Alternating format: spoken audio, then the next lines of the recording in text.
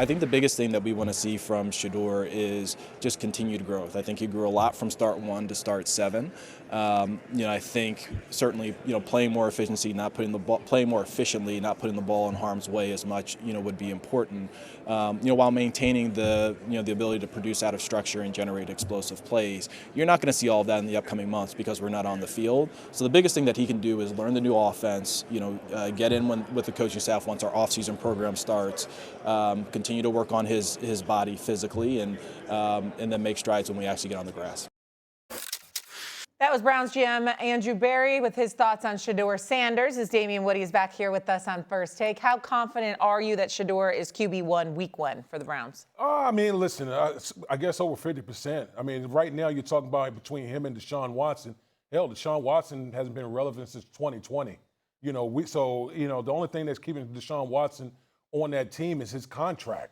And so when you talk about those two, I would have to lean towards Shedeur Sanders. But listen, I think the biggest thing with the Cleveland Browns situation, all starting 5 of their offensive line are free agents. They literally have no starting offensive line right now, as we speak of. That is a bleak situation if you're the Cleveland Browns, regardless of who plays the quarterback position right now. 100%, and I don't like that GM. The Monken thing was a disaster. They should have promoted Schwartz. Steve said that earlier today. He's 1,000% right. I wouldn't trust him. He would bother me. If I'm a Brown fan, I don't got a lot of faith that he's the answer. But you're right. I don't care if they bring back Bernie Kosar and he got delivered. They don't have any offense. No. They got no receivers. The running back got hurt at the end of the year. Yep. Their offensive line's a mess. The tight end's good. But they have no offense, so they can bring. They don't. I don't think Shedeur long term is your answer. But if you're asking me, week 1 on September 12th, with either starting quarterback, where else are they going? So it'll probably be him. Yep. I say.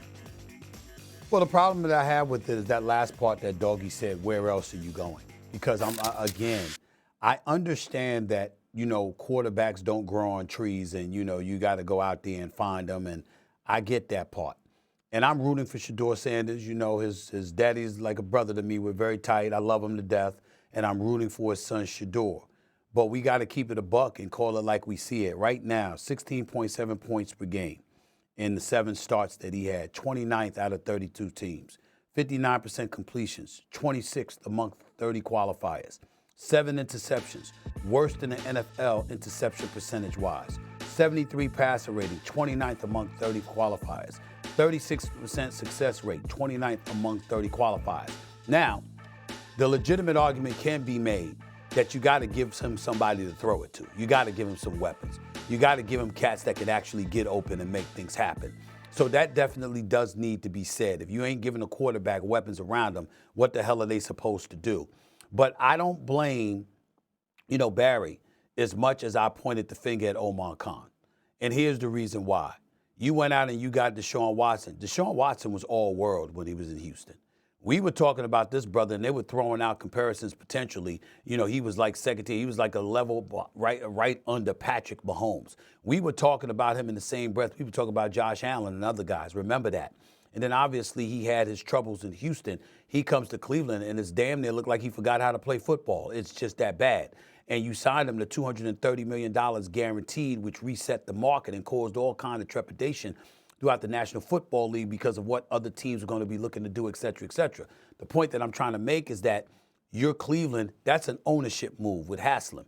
You went all in. With Khan, I can look directly at him and not point the finger at Steelers ownership.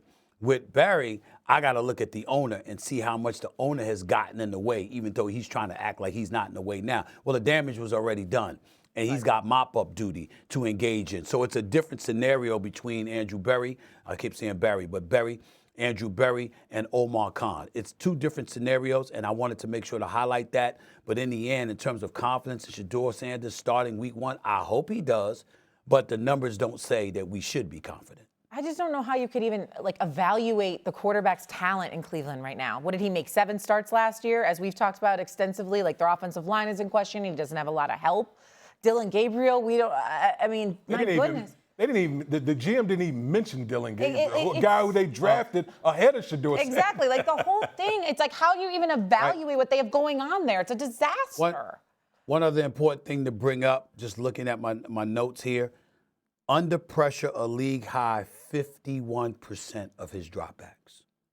So he was out there running for his life more than half the time. And in that span, he only completed 42% of his passes.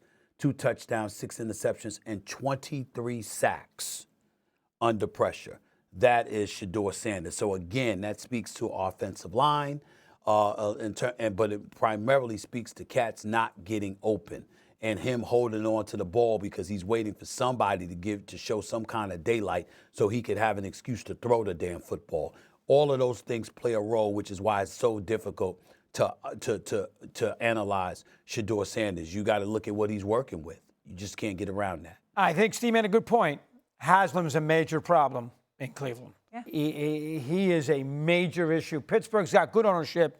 Cleveland does not. Keep that in mind. Yeah, and so he's been pressured and sacked, all that, and yet they have 5 offensive linemen that are all free agents.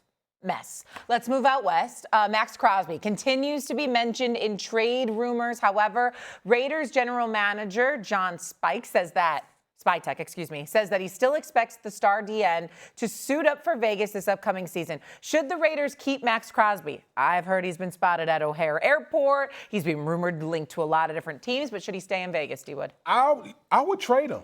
And I love Maxx Crosby as a player. He's the exact type of player you want in your organization. But I've always said Maxx Crosby and the Raiders are on 2 different timelines. It is more important to build around your quarterback and making sure that he doesn't walk into a situation where you hurt him and put him out there than having Maxx Crosby on your team. I think you can go out there and get assets to help a young quarterback who we know it's going to be Fernando Mendoza, get the assets, build around the quarterback, and Maxx Crosby go on. It doesn't turn out like Miles Sanders with the Cleveland Browns. I understand your point there, Damien. I get it. Get some offensive linemen. I understand that. But they got 5 or 6 really good players on that team. The running back's good. Bowers is going to be good. The left tackle, Miller, when he comes back, is good. And Crosby's good. I don't want to trade him. Now, I understand your point. Quantity over quality. But I would like to keep him if I was a Raider fan. What do you think, Stephen A? Of course, you should want to keep him. The question is, are you going to win with him? Because he's suffered enough. At some point in time, let's show a little empathy to the players. My God, look at what he's been subjected to. And he's a stud. He can ball. And this is somebody that we want to see in a postseason situation, in some big-time situations. And we're not going to get to see that for the foreseeable future with him as a Las Vegas Raider because they simply don't have it right now. Now, maybe Kubiak is the right man for the job. Mendoza is the right quarterback behind center. That changed things around. We get that part. But Maxx Crosby has been a Raider his entire career. And for the most part, they've stunk. And so when you look at it from that standpoint, it does get a point in time after 7 years in the National Football League, you should want to find yourself in a better situation. I know he's trying to come across as somebody who's fiercely and incredibly loyal to the organization. I get that part, but in the end, they haven't been loyal to him because they haven't put a winning situation around him. Now, Tom Brady is there, so everything changes now because I know that brother's a winner, and somehow, some way, he's going to find a way to correct things. I totally believe in him.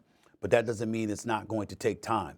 And if you can get an abundance of assets for him, doggy, then you have nothing to lose. I agree with Damien Woody here. You have nothing to lose because if you get an abundance of assets, it buys you the time that you're looking for while you have an inordinate amount of assets to build around on top of the assets that you already have, as opposed to having a star that's languishing there and never is in playoff participation because you're not getting there.